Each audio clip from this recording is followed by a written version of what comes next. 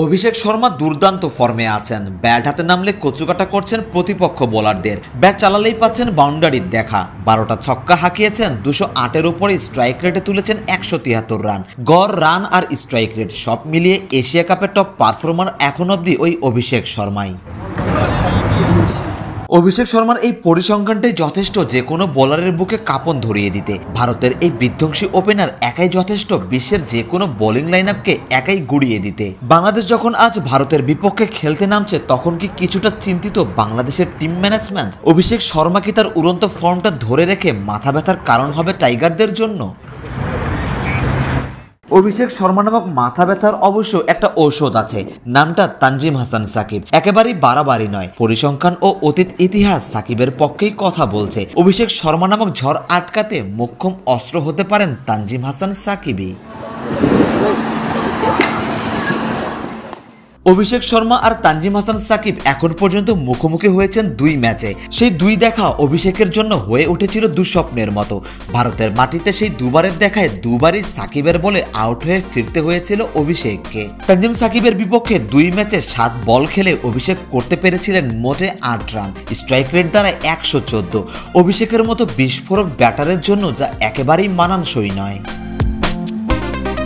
2024 সালে সেই সিরিজের দ্বিতীয় ম্যাচে প্রথমবারের মতো মুখোমুখি হন এই 2 ক্রিকেটার। সেই ম্যাচে সাকিবের 6টি বল খেলেছিলেন অভিষেক, 2টি বাউন্ডারি আদায় করে নিয়ে নিজের স্বভাবসুলভ ব্যাটিংই করছিলেন এই বাঁহাতি। তবে ওভারের শেষ বলে অভিষেকের 2-4-এর জবাব দেন সাকিব। নিখুঁত লাইন আর গতিতে উপড়ে ফেলেন অভিষেকের স্ট্যাম্প। তৃতীয় ম্যাচের দশা আরো দৃষ্টিকটু। এ দফায় হাত খোলার সুযোগই পাননি অভিষেক শর্মা। তানজিম সাকিবের ছোড়া প্রথম বলে ক্যাচ তুলে ফেরেন ডাগ আউটে। সেদিন নিখুঁত লাইন আর শরীর ঘেঁষে বলে অস্বস্তিতে ফেলেছিলেন অভিষেককে।